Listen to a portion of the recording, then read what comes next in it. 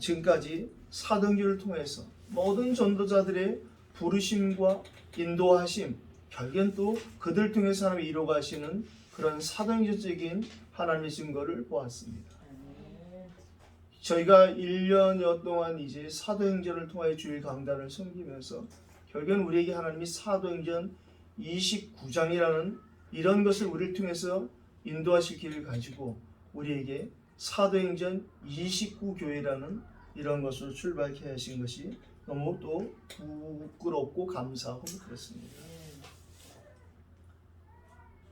전도자요, 예배자요, 그 바울에게 주셨던 모든 것들이 우리에게도 동일하게 진행되고 있다는 것은 하나님은 그때그때 우리에게 필요한 것을 채우시는데 그것을 그때그때 주시는 것이 아니라 그걸 주실 수 있는 그분, 모든 것을 다 아시고 다 아시는 그 하나님께서 우리 안에 성령으로 오셔서 1분 1초 떠나지 않고 영원히 항상 함께 하신다는 그 근원적인 사실을 우리가 알고 지금 살아가는 것입니다.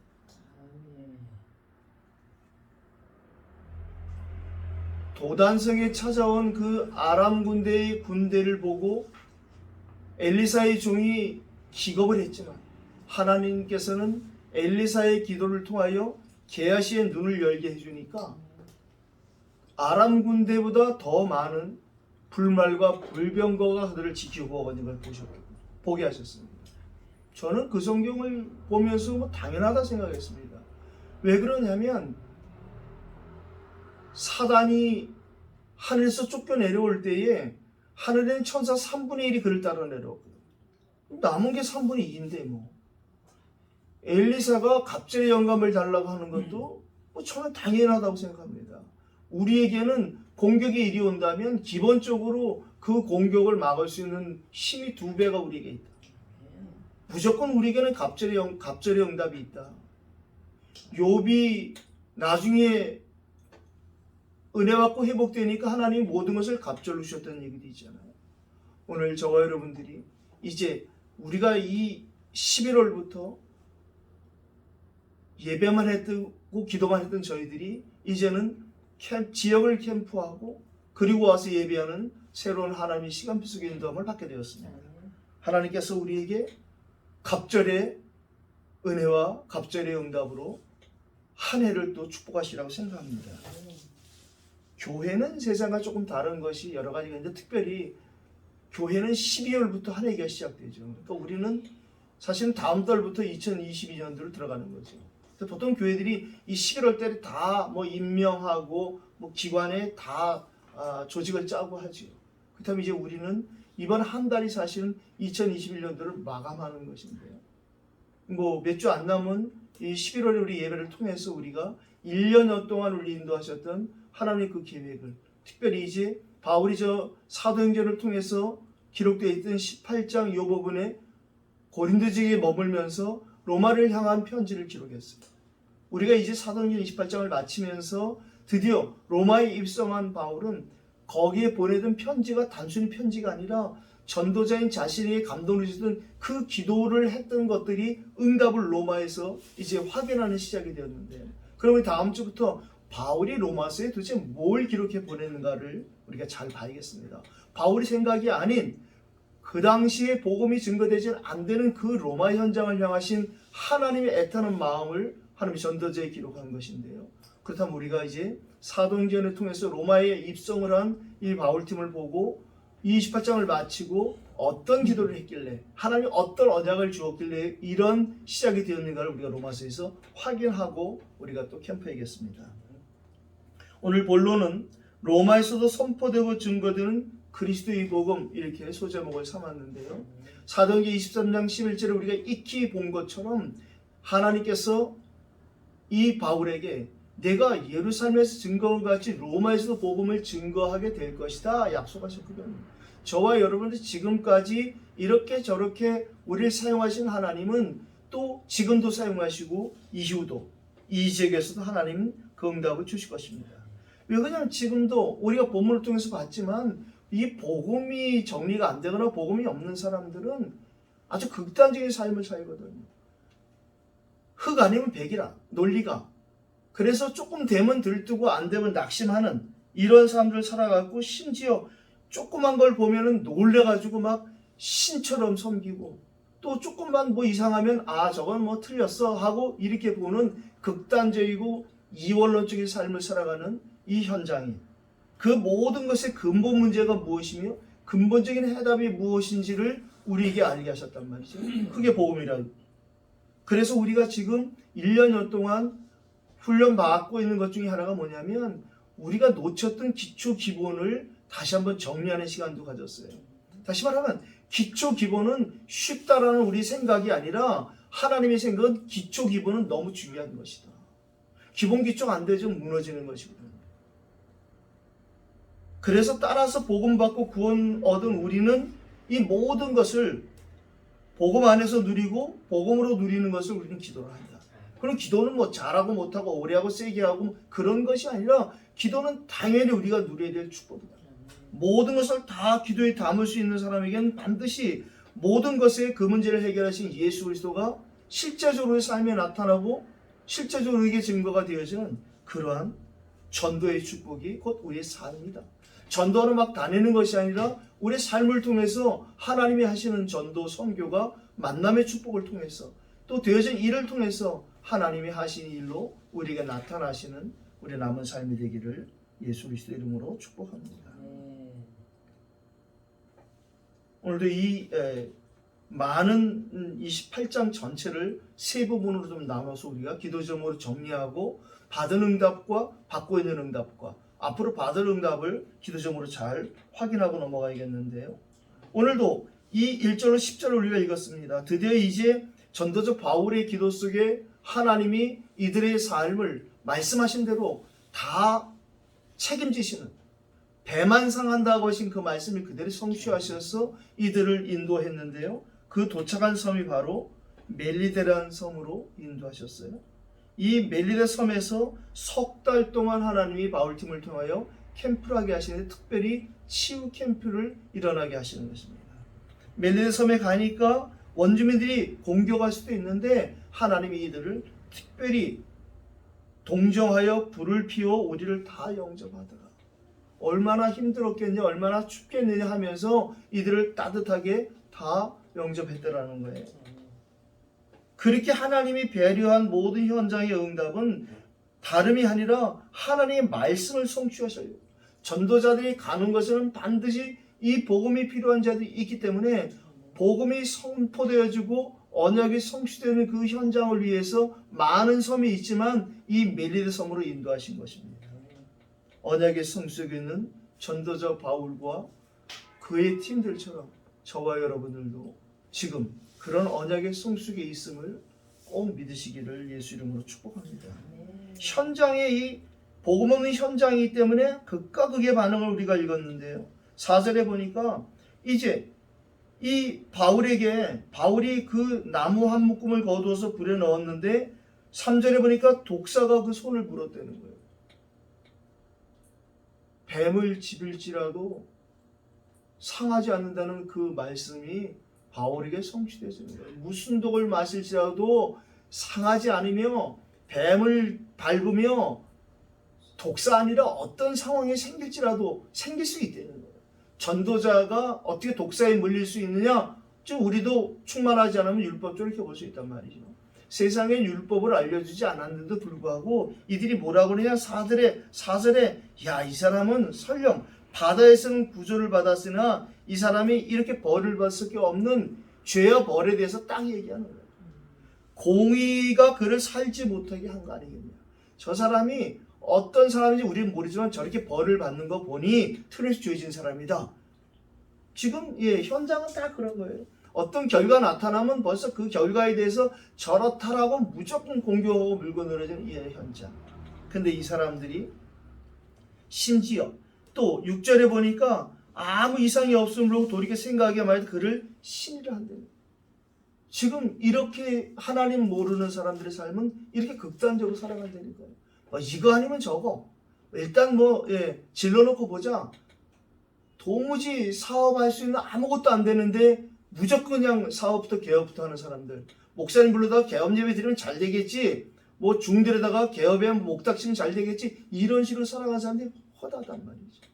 제가 이제 이 지역에 요즘에 막 인테리어 하면서 이제 개업 준비들 하는 현장을 보면서 앞으로 목사님들도 많이 오시고 또 뭐 다른 분들도 많이 오시겠구나 이런 생각을 했어요. 그럼 그들이 그걸 가지고 해서는 절대 안 되는 것이죠.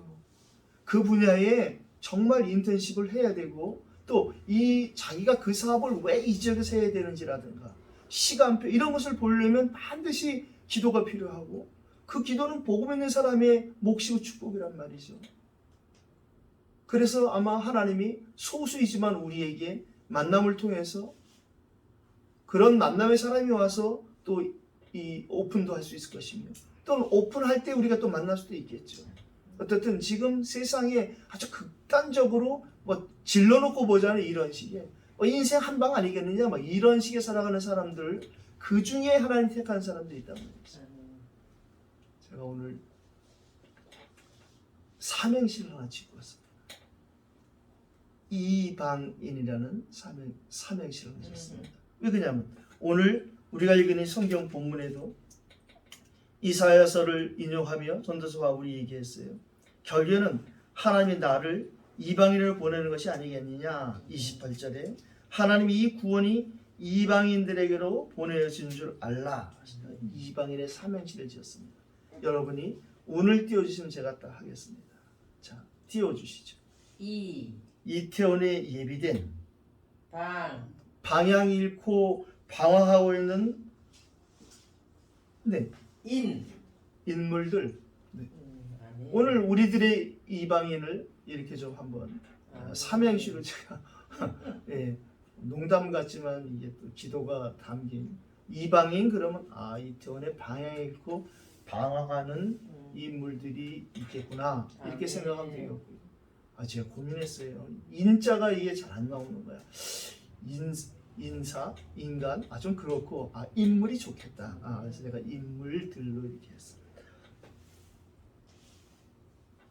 하나님이 멜리데 섬에서 하신 일이 결국에는 7절, 10절 우리에게 했잖아요. 이 섬의 가장 높은 추장이라고 하는 보블류라는 이 사람이 선한 마음을 가지고 전도자들을 영접을 했어요. 그런데 그때 하나님이 어떤 걸 현장을 보게 하느냐, 보블리오의 아버지가 열병과 이슬에 걸려 누워있다는 거예요. 바울이 들어가서 기도하고 그에게 안수하여 낫게 합니다. 안수했다는 게 중요한 것이 아니라 기도하고 안수에 따르는 영적인 순서를 우리가 잘 봐야 되는 거예요. 많은 사람들이 자꾸만 기도하고 개업하고 기도하고 폐업하고 기도하고 진학하고 기도하고 결혼해야 되는데 자꾸 결혼하고 기도하고 개업하고 기도하려고 하니까 일이 안 되죠. 순서가 복음을 받으면 기도가 되어지게 돼 있고 기도하면 시간표에는 차이 나지만 하나님 반드시 우리 조건이 아니라 하나님의 꼭 맞는 응답을 주신다는 것이죠.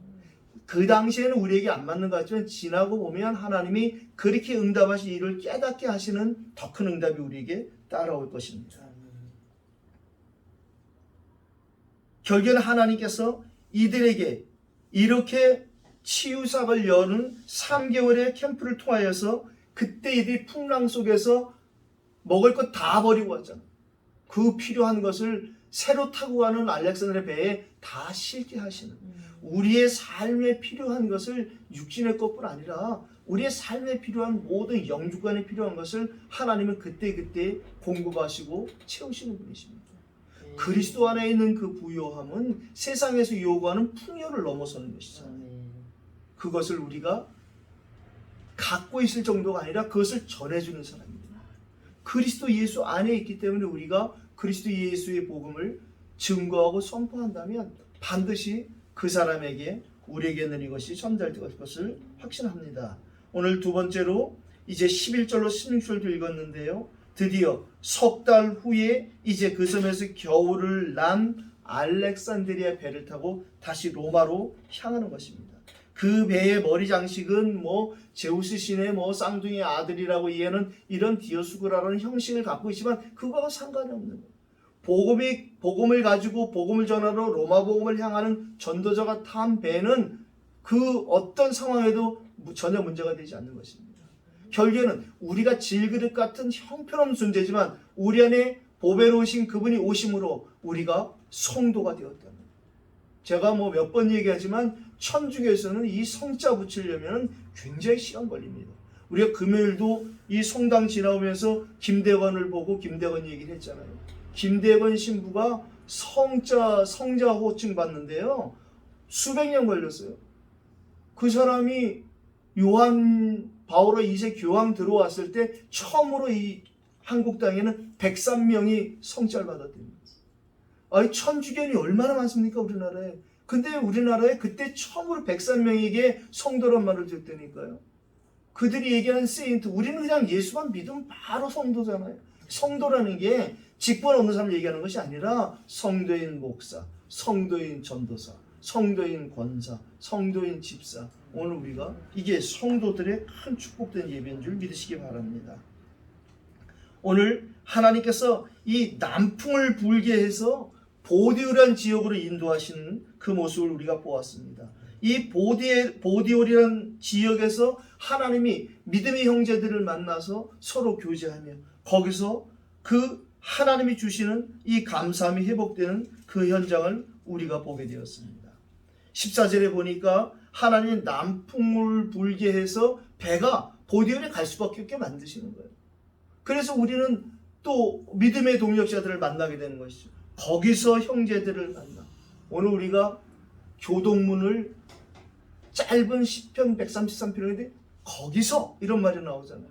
제가 나 오늘 거기서 얘기하려고 했더니 교동문에 또 거기서가 나오는구나. 우리가 찬양하잖아요. 거기서. 그렇습니다. 저희들이 주님과 함께하는 사람들이 생명 살릴 축복의 하나님의 도구이기 때문에 심지어 우리를 하나님의 동역자라고까지 말씀하신 그 이유가 있는 거기서.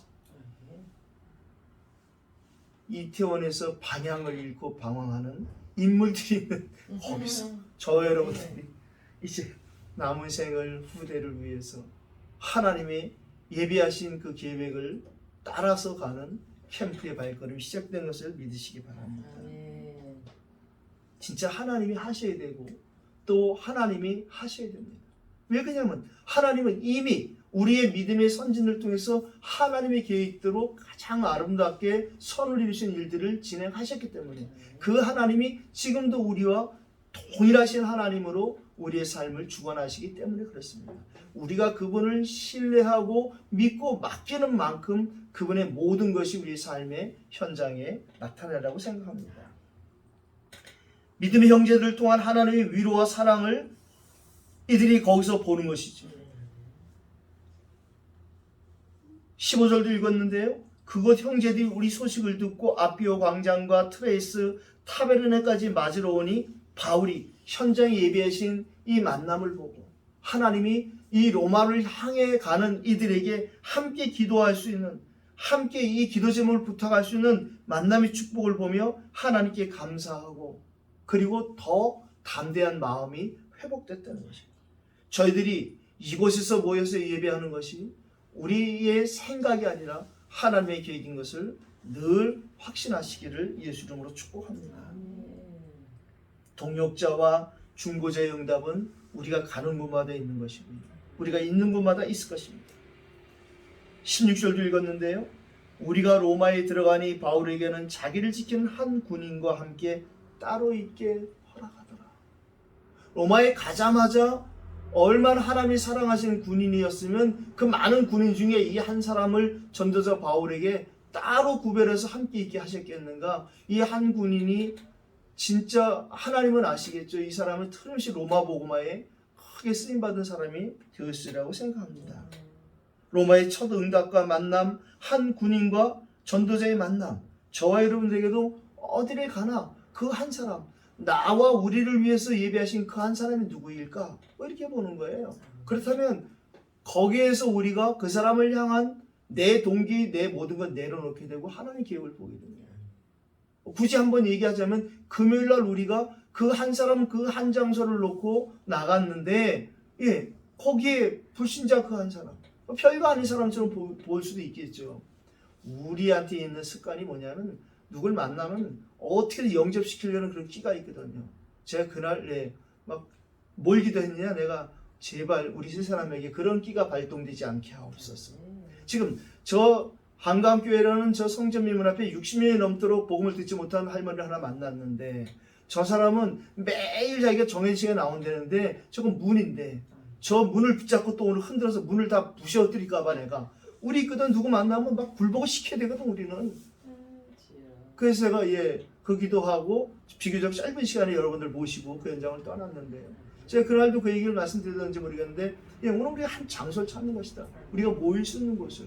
사실은 거기가 정해진 장소는 아니에요. 추워지기 때문에 하나님이 신뢰를 예비하셨을 것이에요. 그래서 일단은 거기서 우리가 또 모이고, 또 그곳에서 그분뿐 아니라 앞으로 만나는 사람들을 우리가 거기서 어떤 시간을 보느냐, 문을 찾고 길을 찾는, 문, 길 뒤에 제자가 있는 것입니다.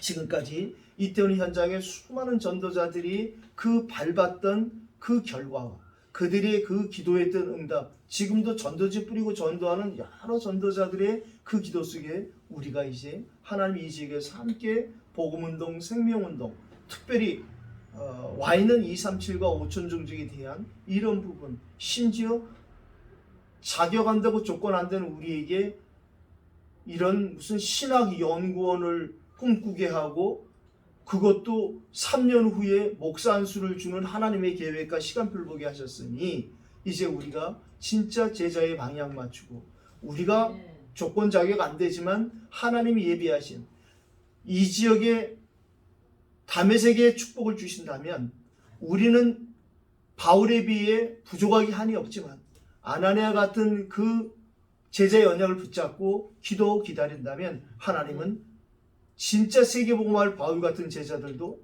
꺾으셔서 보내실 것이다. 그 응답을 가지고 우리가 인도받으면 되겠습니다. 다 사도 바울이겠습니까? 우리는 겸손하게 그 지역에 아나니아 같은 다메섹 제자의 응답을 받는다면, 하나님은 우리에게 또 이후에 우리를 보내시는 모든 지역, 우리가 사도행전을 통해서 쭉 인도함 받았던 그 사도행전 16장, 17장, 18장, 19장으로 이어지는 그 빌립보 지역과 데살로니가 지역과 고린도 지역, 에베소 지역에 하나님이 지역에 예배하신 제자들을 찾고 만나는 응답 주시라고 확신합니다. 그래서 우리가 지난주에 말하는 것보다 기도하는 것이 훨씬 효과적이고 빠를 것이다, 그렇게 이야기를 나눴습니다. 저와 여러분에게 예배하신 그 한 사람이 찾아지는 새로운 한 주간 되기를 예수 그리스도 이름으로 축복합니다. 세 번째, 드디어 이제 바울 팀의 로마의 첫 캠프가 시작되어지는데요. 사흘 후에 3일을 기도해요. 그냥 바로 가자마자 바로 시작하지 않고, 바울은 복음 가진 사람이기 때문에, 복음을 전할 사람이기 때문에 또 사흘이라는 기도하는 시간을 갖게 된 것입니다. 오늘 17절에 보니까 사흘 후에 바울이, 사흘 동안 기도한 바울이 초청 대상자를 어떤 캠프를 할 것인가, 초청 캠프를 해야겠구나 하고 초청을 했는데, 대상자를 딱 기도 중에 인도함 받은 거예요. 이게 우리가 이제 이 지역에서 1년 캠프를 계획했는데 거기에 대해서 우리가 받을 응답입니다. 초청 캠프를 하자는 것이 아니라, 높은 사람을 초청하자는 것이 아니라, 우리가 기도하고 그리고 어떻게 캠프를 인도받을 것인가를 기획해야 된다는 것이죠. 유대인 중에 높은 사람을 대상으로 하는 이 시간표 응답을 받았어요. 그리고 21절, 22절에 이제 포럼 캠프를 시작합니다. 내가 지금 이렇게 쇠사슬에 매인받은 이유가 이런 것입니다 라고 겸손하게 이야기합니다. 그때에 이들이 이야기하죠. 어떠한가 우리도 듣고자 한다. 당연히 들을 사람이 있다는 거예요. 그런데 오늘 우리가 이 본문을 본 결과를 보니까 이것을 믿는 사람도 있고 믿지 않는 사람도 있다는 거예요. 이게 결과가 중요한 것이죠. 믿는 사람이 한 사람에도 있다는 거예요. 믿지 않는 사람에게 마음의 상처받고 그럴 것이 아니라, 우리는 이 믿는 사람 시간표 응답에 있는 그 사람을 따라서 우리 인도함 받은 것이죠. 이걸 통해서 바울이 오늘 하나님 말씀이 진짜 이렇게 또 성취되어지는구나 하면서 이사야서 말을 인용하여서 오늘 우리들에게 이렇게 말씀을 심부름합니다. 일렀을 때 이 백성에 가서 말하기를 너희가 듣기는 들어도 도무지 깨닫지 못하며 보기는 보아도 도무지 알지 못한다. 본다고 해서 보는 것이 아니고 듣는다고 해서 깨닫는 게 아니라는 거예요. 27절에 이 백성들의 마음이 우둔하여졌어. 영혼이 잘됨 같이 범사가 잘되고 육신도 강건하게 된다는 하나님의 그 치유의 방식이 있고 시간표 순서가 있잖아요. 결국에는 왜 이 사람들이 이 말을 못 알아듣는지에 대한 분명한 하나님의 계획. 그래서 28절에 그런즉 하나님의 이 구원이 이방인에게로 보내어진 줄 알라 그들은 그것을 들으리라. 오늘 우리는 이방인이, 우리의 이방인이 누구냐? 이 복음을 들을 사람, 믿을 사람으로 우리는 택하고 그 이방인의 삼행시를 우리가 같이 한번 지었습니다. 우리 삼행시 다시 한번 합시다. 오늘 이태원에 예비된 방향을 잃고 방황하는 인물들, 그들에게 보내준 줄 알라. 그들은 그것을 들으리라. 절대 안 듣습니다. 사람들은 하나님 만나지 못하면 다 상대적이거든요. 저 상대가 나에게 어떤 유익을 줄 것인가 안 줄 것인가 따라서 그 말을 듣죠. 절대 안 듣습니다. 벌써 제가 동대문에 이렇게 나가보잖아요. 그러면 그 사람들이요, 저한테 눈도 안 줍니다. 왜 그러냐면 안 사러 온 거거든 알거든요. 근데 어느 날 나가니까 제가 이거 사러 온 줄 알고 아주 몇 사람의 눈을 웃으면서 달라붙더라고요. 어쩜 그렇게 아는지. 그들이 아는 거예요. 알거든요, 그들이. 그러니까 우리가 현장에 나가서 알아요, 그 사람들이. 그런데 진짜 열에 하나도 없더라고요. 거의 한 50명에 하나 정도? 예. 목사님 같은데? 이런 사람이 있어요. 거의 40하면 목사 아니야? 이러는데 목사님 같은데? 이런 사람이 있다니까요. 저와 여러분들이 그런 사람을 하나님의 은혜로 인도받고 찾는 캠프가 시작된 줄 믿으시기 바랍니다. 그래서 제가 그날 속을 기도했다니까요. 하나님 아버지, 제발 우리에게는 이 막 영접시키려고 하는 이 악한 습관이 오늘 드러나지 않게 하옵소서. 그렇게 생각 안 했는데. 아니 제가 우리라고 그러니까 전산 빼고 권사님과 저겠죠.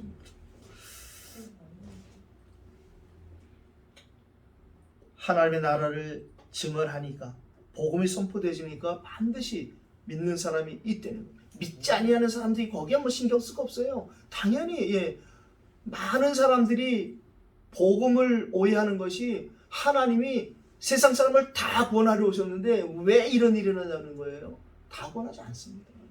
그리고 또 동시에 구원하지 않습니다. 그때 사람이 다르다니까. 지금 안 믿는다고 해서 영원히 안 믿는 게 아니라니까요. 시간표가 안 맞을 뿐이에요. 지금은 이 사람이 자갈밭 같고 돌짝밭 같고 가시밭 같지만 이 사람도 언젠가 시간표에다 옥토가 될 수 있다니까. 심지어는 어떤 사람은 그 전도자가 낙심하고 죽은 후에 구원받는 사람도 있다고 우리가 무디 목사님의 장례 예배를 들어서 알잖아요.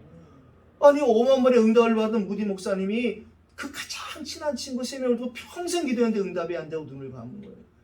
그분이 천국 가서 그걸 소식을 들었겠죠. 그 아들이 벌써 사회 목사가 장례 집전을 하는데 그분이 온 사람들 그 사람만 초청했게 단 말이죠. 다 영접 초청을 하는데 그 3사람이 믿더라는 거예요. 그러니까 우리가 절대 낙심할 이유도 없고 속을 이유도 없습니다. 하나님이 하셨다. 하나님이 이렇게 하시는구나 라고 그냥 인정하면 그게 최고 절대 주권의 은혜를 받고 절대 주권의 응답을 받는 것이 우리의 응답이 될 것입니다. 마음이 우둔해지고 마음으로 깨달아 돌아오면 내가 고쳐줄 것이다 라고 하나님 말씀하시단 말이에요. 그럼 우리는 그들의 지금 육신과 행위 이런 것을 보니까 저들의 지금 마음의 상태와 시간표를 보는 게 중요하죠. 하나님이 하시는 것이니까. 우리가 이번 근래에 계속 하나님께 주시는 은혜 중에 하나가 뭐예요? 바울은 심고 아볼로는 물을 주었으나 자라나게 하시는 이는 오직 하나님이 아니겠느냐라고 바울이 고백한 것처럼 우리도 똑같습니다. 각자가 은사와 직분을 따라 하는 일은 다르지만 결국에는 전체적인 것은 하나님이 계획하시고 하나님이 이루신다는 것입니다. 근래에 대통령 후보들 나오는데 그 성남의 대장동이라는 사건이 터지니까 국회 청문회에서 계속 하는 말이 설계자가 누구냐? 당신이 지난번에 내가 다 설계했다고 그러지 않았느냐? 그건 내가 요만큼만 설계했단 말이다. 걔네 설계. 그래. 그게 요즘에 우리가 이 얘기 듣는 디자인인데. 예, 그래. 하나님이 설계하신 건데, 그 우리가 하나님이 하셨다라고 인정한다는 것은 하나님이 절대 우리가 생각하는 안 좋게 하지 않는 게 가장 좋은 것으로 이미 다 설계하시고 디자인해 놓으셨다는 것. 우리가 거기에 인도함 받는다면 계속 우리는 응답의 연속으로 살아갈 것입니다. 오늘 로마에서 2년 캠프가 시작되어졌는데요. 오늘 30절로 31절을 결론으로 정리하고 기도하겠습니다. 30절 보니까 하나님이 바울에게 보내는 사람이 있대요. 바울이 찾아가는 것이 아니라 초청 캠프한 이후에 찾아진 사람들이 계속 바울을 찾아오게 되어 있는 거예요. 우리가 여기서 1년여 예배하고 기도했습니다. 이제 우리가 또 1년을 캠프하고 예배하고 기도할 것입니다. 이후에 이제 우리에게 하나님이 우리를 이곳에서 영적인 플랫폼에 응답을 주셨기 때문에 우리 개인에게도 사람을 보내시고 우리가 있는 이 현장, 이 스프링타운에도 하나님은 사람을 보내실 것입니다. 하나님이 보내신 사람을 우리는 다 맞아들이면 되는 것입니다. 그래서 저희가 이번에 회복한 것이 있잖아요. 1년 만에. 그렇지. 우리는 시작이 얼마든지 누구든지지. 그걸 하마터면 놓치고 할 뻔했는데요. 그것을 하나님이 1년여 요 딱 전환점에서 회복시켜줬어요. 저희는 그렇습니다. 누구든지 얼마든지가 하나님 우리에게 주신 은혜이기 때문에 그것을 우리가 평생 컨셉으로 지속하면 된다고 생각합니다. 다른 거 전파하지 않았다는 거예요. 지금 흑암의 나라, 사단의 나라에 장악된 이 사람들에게 그 흑암이 전부 무너지고 하나님의 은혜와 사랑과 축복이 회복되시는 하나님 나라를 전파할 때는 예수님도 40일간 제자들에게 감남원에서 이 말씀 하셨다는 게 사도행전 1장 3절의 얘기 아니겠어요? 결국에는 지금 저 구약시대에 이스라엘 백성에게 주신 그 가나안 땅에도 가보니까 이미 7족속 31왕이 왕노릇하고 딱 장하고 있는 거예요. 그거를 하나님이 여호수아와 갈렙을 통해서 다 격파해 나가시고 정복하게 하시잖아요. 여기도 이미 틀린 문화 여러 가지 들어와 있지만 별로 걱정할 거 없습니다. 결국에는 하나님은 우리에게 이곳에 하나님 나라를 회복시키셔서 하나님께서 그 복음의 수혜자들을 우리에게 찾게 하실 것입니다. 그럼 우리가 하나님의 방향을 이렇게 보았다면 어떤 내용을 가지고 할 것이냐? 바로 예수님만이 주가 되시고 예수님만이 그리스도가 되신다라는 주 예수에 관한 모든 것. 그거는 나중에 우리 안에 오신 성령께서 그 사람의 은혜와 은사 직분에 따라 깨닫게 나가시는 것이고요. 우리가 기본적으로 전하고 알려야 될 것은 바로 예수님만이 우리를 책임질 수 있는 주가 되시고 그 예수님만이 우리의 모든 것을 해결하신 그리스도다. 이 얘기하면 되는 거예요. 그 얘기하면 성령이 역사한다니까요. 자꾸만 너무 어렵게 핵심 메시지 산업선교 전도하고 1, 2번 해서 1시간 반, 2시간 반을 반 죽여버리니까 처음 만난 사람이 이 사람 만나면 안 되겠구나. 이게 처음에 누굴 만났더니 글쎄 성경 공부하자고 그래서 복음이 좀 새롭고 하니까 만났는데 2시간 반을 하더라는 거예요. 이 사람들 성경 공부를 원래 2시간 반 하는구나. 그 다음부터 가고 싶지 않더라는 거예요. 2시간 반 자기 스케줄이 안 맞으니까. 사실은 2시간 반 아니라 2박 3일 들 사람이 생길 수도 있어요. 그건 나중 문제고. 우선 그 사람이 전해져야 되는 것은 생명 대신 그리스도가 전해져야 되는데 다른 것이 아니라 바로 내가 전하는 이 예수가 바로 주가 되셨고 이분이 바로 그리스도를 하셨습니다. 이거 전해야 되는 거예요. 그러면 그 사람이 묻거든요. 그럼 그리스도가 뭐냐? 그때 얘기하는 거죠. 주가 되었다는 것이 뭐냐? 얘기하는 거죠. 성경 전체는 우리에게 다른 것이 아니라 사도행전 5장 42절에 그 초대교회 마가다락방에서 성령이 강림하셔서 심령의 천국이 이루어진 사람들이 그들이 날마다 집에 있든지 성전에 있든지 예수를 그리스도라 가르치기와 전도하기를 쉬지 않았다. 하나님이 그렇게 하셨다는 거예요. 이게 동일하게 사도행전에 모든 사람이 다 일어났는데 빌립 집사도 사마리아 성에 가서 사도행전 8장 4절에 딴 것이 아니라 그들에게 그리스도를 전파하니까 역사가 일어났다는 거예요. 근데 자꾸 이걸 또 틀리게 그리스도 그게 아니고 예수님만이 우리의 주가 되시고 그리스도가 되신다는, 오늘 그게 우리가 마지막 본 주 예수 그리스도에 관한 모든 것을, 이게 믿어진 사람이 예수만이 주가 되시고 예수님만이 그리스도가 되신다는 말을 용감하게가 아니라 담대하게, 이 말은 확신을 갖되 겸손하게 전할 수 있다는 거예요. 거침없이가 뭐 옆집의 사람들이 시끄러울 정도로 떠든다는 것이 아니라, 방해가 있음에도 상관없이 하나님이 이 사람을 나에게 오늘 붙인 사람이 맞다라면은 그 확신을 가지고 감사하고 겸손하게 증거했다는 것이죠. 이게 지금 우리가 이 가르치더라 이 말도 또 이상하게 해석을 해가지고 그냥 만나면 누구나 또 다 가리키네. 목사님을 만나도 이 집사님이 가리키려고 그러니까 저 개혁충에 서서는 도대체 어떤 이상한 놈들이 되는 거예요. 이게 그런 게 아니거든요. 진짜 그 사람이 배우고 싶어하는 것을 가르치셔야 되는 거예요. 그러기 위해서는 이 사람이 지금 얼마큼 되는지 모르니까 우리가 예수님만이 우리의 주가 되시고 그분이 나의 주가 되신 그 나의 어떤 전환점에 대한 간증과, 내가 이분이 그리스도였다는 사실을 그냥 알게만 했는데 믿질 않았더라는 이 부분이 전달될 때 성령이 역사하지 않겠습니까? 이제 캠프 시대가 이곳 시작이 되어졌는데요. 먼저 그 은혜로와 그 의를 구하는 이 방향에 우리가 또 인도받게 되었습니다. 우리 집사님이 이제 우리가 수요일날, 금요일날 캠프할 때에 또 기도하실 것입니다. 집사님은 캠프의 기도의 배경이 되시고 우리 현장에서 인도함 받아서 이제 주일에 언젠가 누가 여기 탁 하나 앉아 있으면 집사님, 내가 기도해서 이분들이 나가서 현장에서 만난 분이 저분이구나, 이런 날이 다가올 것입니다. 오늘 말씀 붙잡고 함께 우리 기도해서 오늘 이 바울팀이 받은 응답이